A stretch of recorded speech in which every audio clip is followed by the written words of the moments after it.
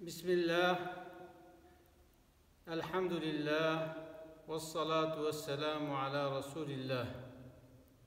Değerli dostlar, bugünkü sohbetimizde Hz.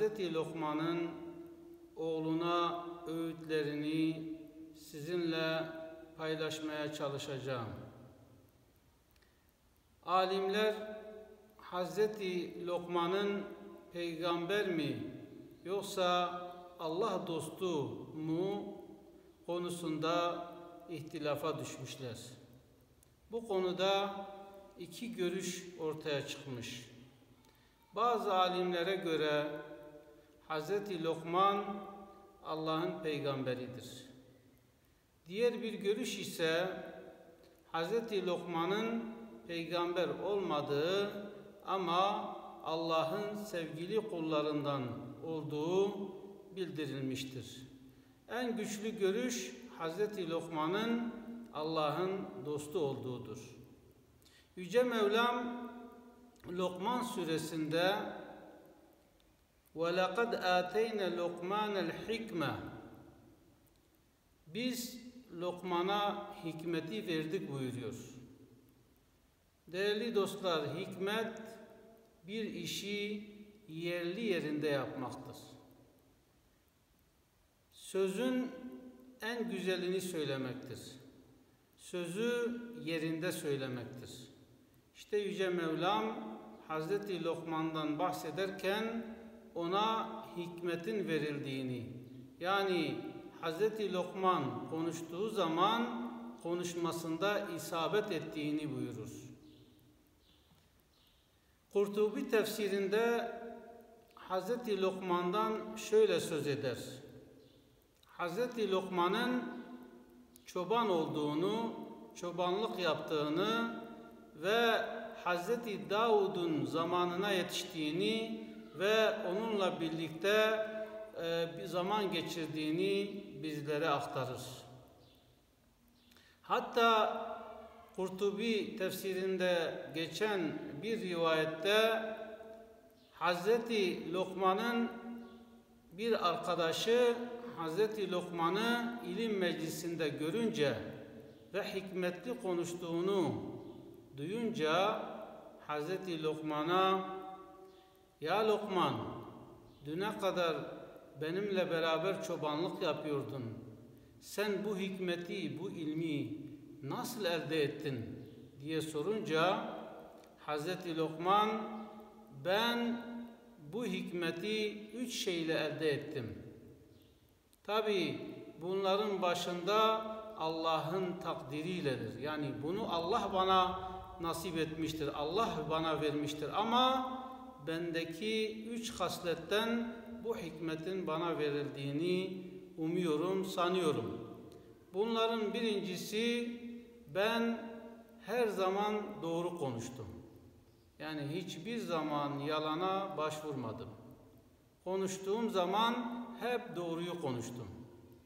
İkincisi, hiçbir zaman emanete ihanet etmedim. Hep güvenilir oldum. Üçüncüsü ise işim olmayan, beni ilgilendirmeyen şeyle hiçbir zaman uğraşmadım." İşte Hz. Lokman bu 3 hasletle Yüce Mevla'nın ona ikramda bulunduğunu bize haber veriyor değerli dostlar. Hz. Lokman oğluna nasihat ederken nasihatine şöyle başlar. وَاِذْ قَالَ لُقْمَانُ لِإِبْنِهِ وَهُوَ يَعِزُهُ Hani Lokman evladına nasihat ediyordu, vaaz veriyordu ve "Ya buneyye, ey yavrucuğum, la tüşrik billah, Allah'a ortak koşma. İnne şirke le zulmun azim, çünkü Allah'a ortak koşmak en büyük günahtır." Değerli dostlar, ayette "Ya buneyye" diye Yüce Mevlam Lokman'ın çocuğuna şefkatini bizlere bildiriyor. Yani bizler de çocuklarımıza nasihatlerde bulunmalıyız. Bizler de çocuğumuzu karşımıza alıp sanki bir arkadaş gibi, sanki bir dost gibi ona yaklaşmalı ve ona en güzel sözleri sarf ederek konuşmalıyız. Burada da Hazreti Lokman ya buneyye diyor. Ey yavrucuğum, ey ciğerparem, Allah'a ortak koşma. Çünkü Allah'a ortak koşmak en büyük zulümdür, en büyük kötülüktür. Olmayan bir şeyi ortaya koymaktır. Ayetin devamında وَوَصَيْنَا الْاِنْسَانَ بِوَالِدَيْهِ biz insana, anne babasına iyi davranmayı emrettik. Çünkü onun annesi zayıflayarak, güçsüz düşerek çocuğunu taşıyor ve 9 ay boyunca o çocuğu ne yapıyor? Karnında taşıyarak güçsüzleşiyor. Doğduktan sonra da 2 yıl o çocuğa süt veriyor. Yani anne babanın, özellikle annenin çocuk üzerinde çok hakkı vardır. Bir sahabi ya Resulallah kime iyilikte bulunayım deyince Peygamber aleyhisselam annene buyuruyor.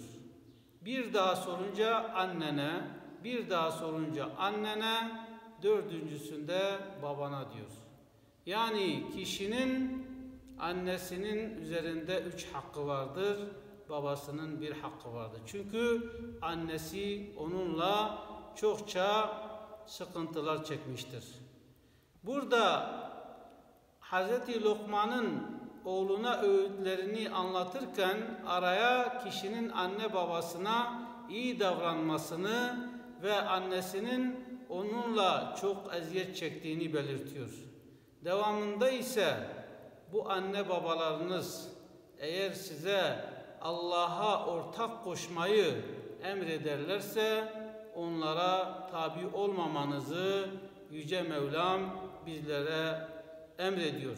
Yani anne o kadar değerlidir, babamız o kadar değerlidir ama onlar eğer bizleri Allah yolundan uzaklaştırıyorlarsa ve bize şirki dayatmaya çalışıyorlarsa anne babaya bile o konuda itaat edilmez. Peki onlara kötü mü davranacağız? Hayır. Eğer anne babamız kötü de olsa bu dünyada bizlerin onlara güzellikte bulunması, onlarla iyi geçinmesi gerekiyor. Bu ayet-i kerime rivayete göre Sa'd bin Ebi Vakkas hakkında nazil olmuştur. Sa'd bin Ebi Vakkas annesini çok severdi. Annesine düşkün bir sahabiydi. Müslüman olunca annesi dedi ki, vallahi dedi ya imanından döneceksin veya ben ölüm orucuna başlayacağım, ölünceye kadar yemek yemeyeceğim. Birinci gün annesi yemek yemiyor. Sa'd bin Ebi Vakkas, anne diyor yemeği ye diyor. Annesi direniyor, o gün yemek yemiyor ve halsiz düşüyor. İkinci günde yemek yemiyor, üçüncü günde yemek yemiyor. Hazreti Sa'd annesinin bu halini görünce annesine şöyle diyor. Anne, vallahi diyor 100 canın olsa ve hepsini de sen kaybetsen, bütün canların da gitse ben yine de dinimden dönmem, İslam'ımdan dönmem. Annesi oğlunun kararlılığını görünce ne yapıyor? Ölüm orucundan vazgeçiyor.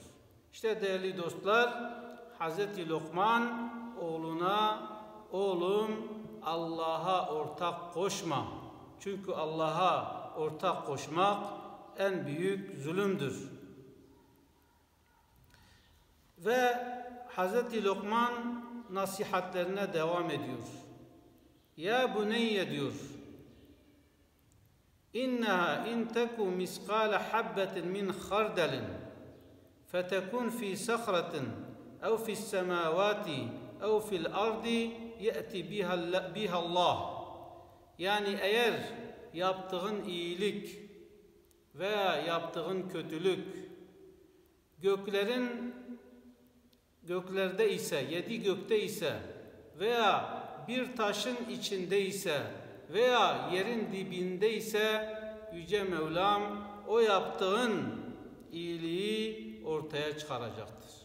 Onu ortaya çıkaracak ve eğer iyilik yapmışsan iyiliğin karşılığını, eğer kötülük yapmışsan kötülüğün karşılığını sana verecek diyor. Ve nasihatlerine devam ediyor. Ya buneyye ekimis salah. Ey yavrucuğum namaz kıl diyor. Namaza devam et. Namazını dosdoğru kıl. Çünkü namaz senin imanını arttıracaktır. Müslümanlığını arttıracaktır. Ve'mur bil ma'ruf ve insanlara da iyiliği emret. Venha anil münker, insanları kötülükten sakındır. Yani emri bil ma'ruf, nehi anil münker dediğimiz insanları iyiliğe çağırma, kötülükten sakındırma görevimizi de ihmal etmeyelim. Yani ben namaz kılıyorum, ibadetlerimi yapıyorum, bana ne başkasından demememiz lazım. İnsanları kurtarmak için elimizden geleni yapmamız lazım. Tabi hidayet Allah'tandır. Bizim görevimiz tebliğdir. İnsanları uyarmaktır. İnsanlara güzellikleri anlatmaktır. Onlara haberdar etmektir. İşte Hz. Lokman oğluna bu gerçeği bildiriyor değerli dostlar. وَاصْبِرْ عَلَى مَا أَصَابَكَ ve başına gelen musibetlere sabret diyor. Çünkü insan sabretmezse istediği makamlara, mevkilere kavuşamaz. وَبَشِّرِ sabirin Yüce Mevlam buyuruyor. Ey Resulüm sabredenleri müjdele. Onun için Hz. Lokman da oğluna sabretmesini tavsiye ediyor. İnne zâlike min azmil umur. Doğrusu bunlar, yani bu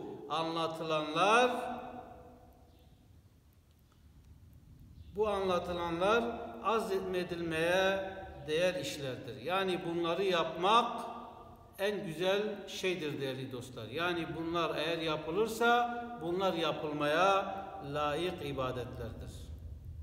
وَلَا تُسَعِّرْ خَدَّكَ لِلنَّاسِ İnsanlardan kibirlenerek yüzünü çevirme. İnsanları küçümseyerek yüzünü insanlardan çevirme. Değerli dostlar, develer hastalandığında boyunlarını sağa veya sola çevirirler. Yüce Mevlam insanın kibrini de devenin hastalığına benzetmiştir. Yani kibir insana verilmiş bir hastalıktır. Yani insan kendini kibirli sandığında kendine bir şey atfeder ama halbuki hastalanmıştır. Onun için o kibirden vazgeçmesi lazım, o hastalıktan kurtulması lazım. Onun için Hz. Lokman oğluna diyor ki, evladım yüzünü insanlardan çevirme. وَلَا تَمْشِ فِي الْأَرْضِ مَرَحًا ve yeryüzünde böbürlenerek yürüme, kibirlenerek yürüme, kendini bir şey zannetme. اِنَّ اللّٰهَ لَا يُحِبُّ كُلَّ مُخْتَالٍ فَخُورٍ Çünkü Yüce Mevlam kendini beğenmiş, övünüp duran kimseyi asla sevmez.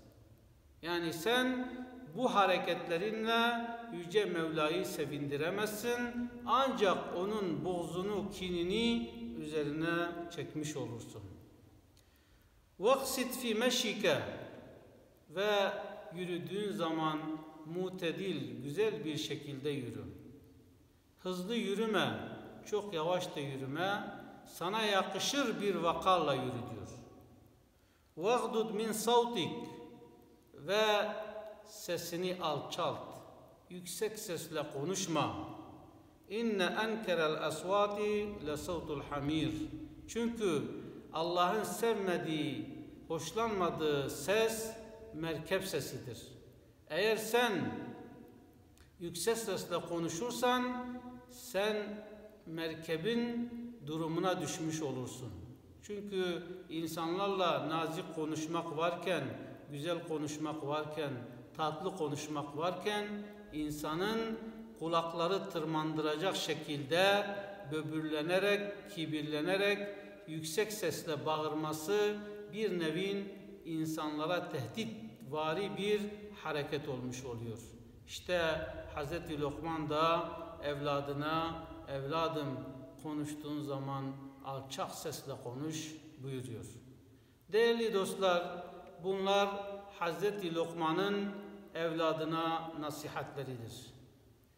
Bizler de çocuklarımıza Yüce Mevlamızın bizden istemiş olduğu, emretmiş olduğu nasihatleri Hz. Lokman gibi çocuklarımıza yapmalıyız. Allah'ın bizi nehyettiği şeyleri de onlara güzel bir üslupla evlatlarımıza anlatmalıyız. Çocuklarımızı sohbetimizden mahrum etmemeliyiz. Bugünün dünyasında her birimizin elinde bir telefon, herkes kendi telefonuyla bir hayata dalmış, bir mecraya dalmış ve herkes bir şeyleri takip ediyor, birilerini dinliyor ama yanımızda bulunan anne babamız veya çocuklarımız olduğu halde biz dışarıda hayat arıyoruz. Halbuki hayat anne babamızın yanında. Hayat çocuklarımızın yanında. Hayat ailemizi cehennem ateşinden muhafaza eylemek. Onları cehennem yakıtın olmaktan kurtarmaktır. Yüce Mevlam bu nasihatleri hakkımızda hayır eylesin. Ve ahiru da'vana enilhamdülillahi rabbil alemin. El Fatiha.